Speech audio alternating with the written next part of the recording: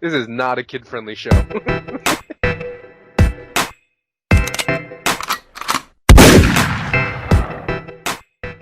Yo, what's really good, my dudes? Today is November 21st, 2016, and we got a new RuneScape update for y'all. So today we see the release of the Children of Mah quest, which is the sequel to Fate of the Gods. I'm hella hyped.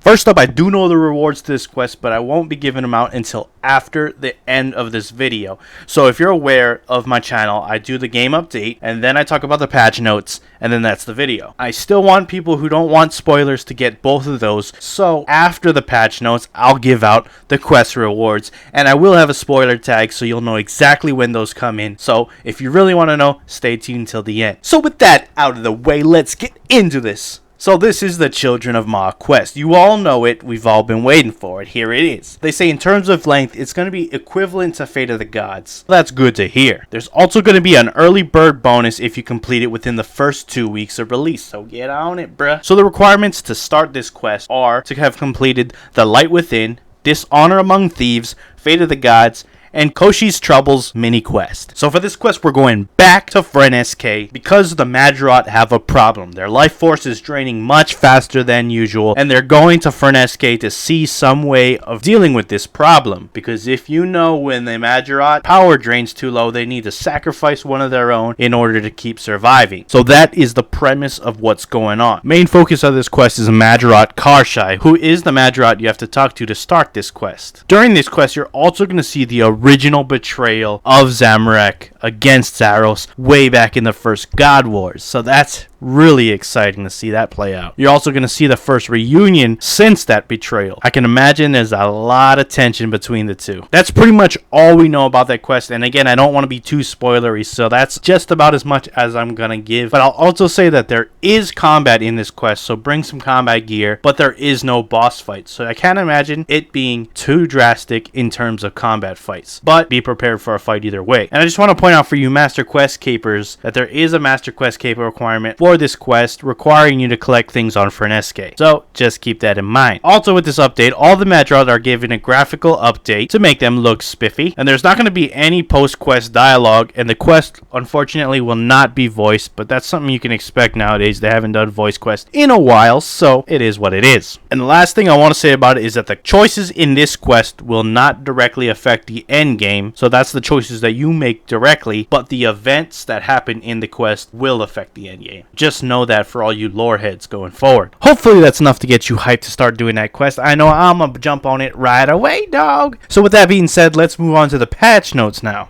Before we get started on that, starting Thursday the 24th, they're bringing back the Thanksgiving event where you can hunt down turkeys for the cook in Lumbridge. You will earn rewards for finding a certain number of turkeys, and the rewards will be shown on screen based on the tier of turkey you found. So go out and hunt in those. That's again on the 24th beginning and runs for 5 days. The 24th, this Thursday. Go check it out. So to jump into this week's patch notes, we got a bunch of graphical updates. I have them on screen right now. You can pause if you want to check them out specifically, but nothing really too major. It's just, you know, typical graphic updates. They never change gameplay anyways, so it is what it is. Moving on, a message has been added to inform players when their Slayer contract is being completed instead of their Slayer task. The last kill in the Slayer task, while under the effect of the Wilderness Slayer Experience Enhancer, will now give the correct amount of bonus XP. The Hellfire Bow will no longer spawn on a Bounty Hunter world, which is weird. I thought the whole point of the introduction of the Hellfire Bow was to be used in Bounty Hunter, but I guess that's totally not the intention, as you can't get it on Bounty Hunter no more. Interesting. A Sextant and a Tool Belt can now be used in Thurgo's Paper Scrap in the Defender of Varrock quest. Players will now always receive a Sentistan Scroll if they fail to obtain them before reaching the experience cap in all 3 activities inside the empty throne room. For all of you trying to get that Master Quest cape, that's good news. The Miasmic Barrage special attack has been added to Superior and Augmented Superior Zuriel staffs. Using a Death Touch dart on the previously most enraged Telos fight no longer prevents players from receiving the Warden title on subsequent attempts. Legendary pets no longer occasionally delete items they are trying to pick up. And finally, there's a bunch of hotfixes that went live throughout the week last week, so you can pause if you want to check them all out. I have them on the video showing right now, so there's a lot. Check them out if they have of any interest to you. So that's it for this week's patch notes. Links to the game update and the patch notes will be down in the description below if you really want to check them out all by yourself. Alright guys, now that you stuck through all that, we can get right into the rewards for the quest. So first off the bat, you get 2 quest points. You also get a Car-Shy bobblehead and a Zamorak Mahjarrat armor override. Supposedly this is the armor that he wore when he first betrayed Zaros. So that's pretty cool. You also get a Shard of Mah that protects against aggressive mobs in God Wars 2 and raises the multiplier cap to 400%.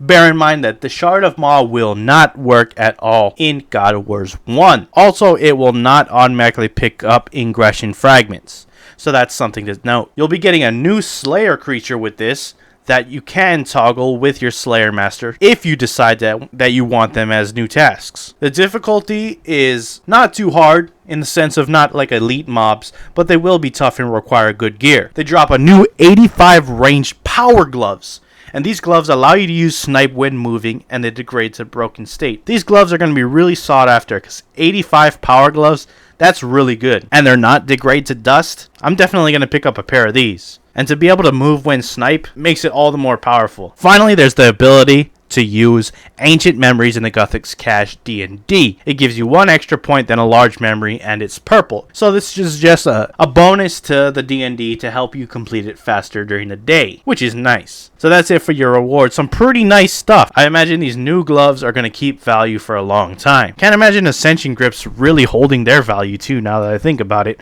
but we'll see. Hopefully they come out with tier 85 of the other gloves that give other perks to mage and melee in the future, but we'll have to see. Anyways guys, thanks for watching the video. If you liked it, hit that like button, and if you haven't subscribed already, I got new RuneScape videos coming out every single day where I cover news, let's plays, and things of the sort. So if you like me, stick around dog. We got new stuff all the time. I'm out. Thanks for watching. Peace.